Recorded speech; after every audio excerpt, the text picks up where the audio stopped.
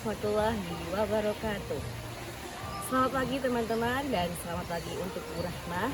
Di sini saya Aulia Mutmainah dengan NIM 21107030127 akan mempresentasikan atau menjelaskan tentang khalayak eksternal. Khalayak merupakan sebuah kelompok atau orang yang berkomunikasi dengan organisasi baik secara internal maupun eksternal. Khalayak sendiri terdapat dua jenis, yaitu khalayak internal dan khalayak eksternal. Nah, di sini saya akan mempresentasikan tentang khalayak eksternal. Khalayak eksternal terdapat 6 bagian. Yang pertama adalah komunitas, yang kedua adalah pemerintah, dan yang ketiga adalah pers, yang keempat konsumen, yang kelima pemasok, dan yang terakhir adalah pesaing.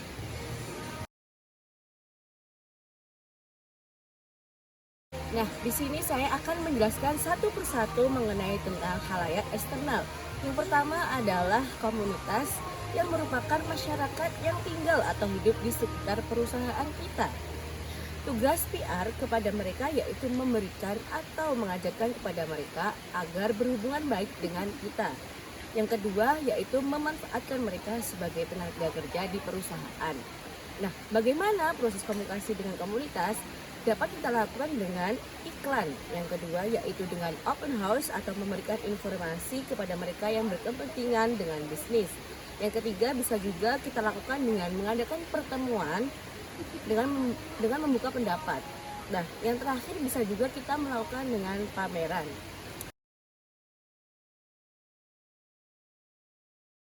Yang kedua adalah pemerintah.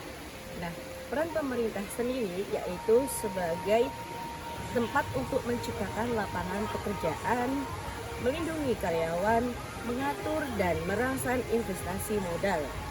Nah, bagaimana proses komunikasi dengan pemerintah? Dapat kita lakukan dengan mengadakan jamuan makanan malam sebagai media dalam memberikan informasi kepada pemerintah. Yang kedua, dapat juga dilakukan dengan iklan yang bisa dilakukan di radio, siaran televisi, majalah, dan menggunakan media yang lainnya.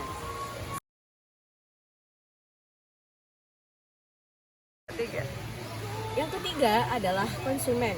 Cabang ilmu public relation pada konsumen itu adalah bagaimana cara merangsang proses pembelian sehingga minat dan tertarik dengan produk kita.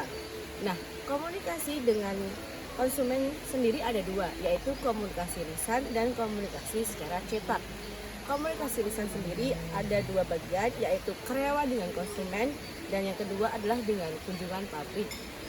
Yang kedua yaitu komunikasi secara cetak ada 4, yaitu dengan publisitas, yang kedua dengan berkala eksternal atau laporan berkala, dan yang ketiga adalah surat menyurat, yang terakhir adalah dengan cara iklan. Yang keempat adalah pers. Pers sendiri merupakan usaha untuk mencapai publikasi atau penyiaran yang maksimum atas suatu pesan atau informasi public relation dalam menciptakan pengetahuan dan pemahaman khalayak dari organisasi atau perusahaan yang bersangkutan.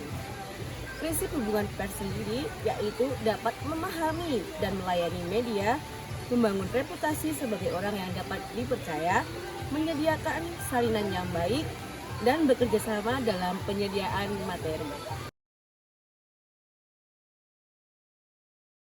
Yang kelima adalah pemasok. Pemasok sendiri merupakan supplier perusahaan kita. Nah, komunikasi dengan supplier yaitu dengan cara komunikasi lisan dan cetak.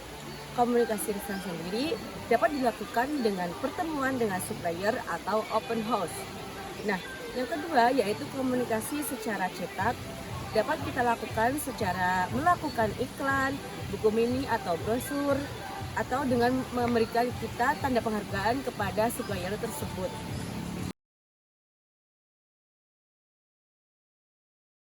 Dan yang terakhir adalah pesaing.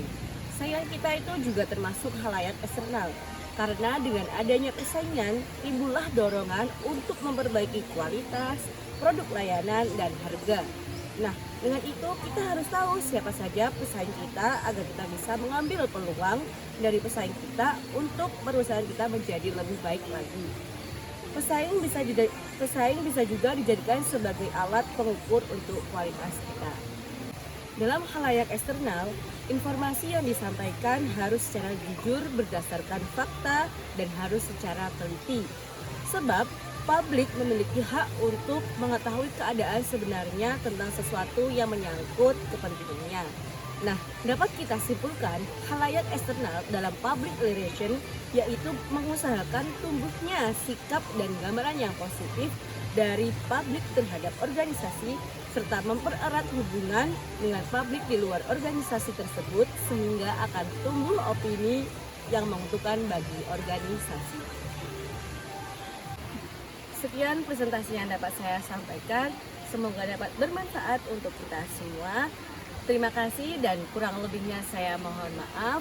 Wassalamualaikum warahmatullahi wabarakatuh.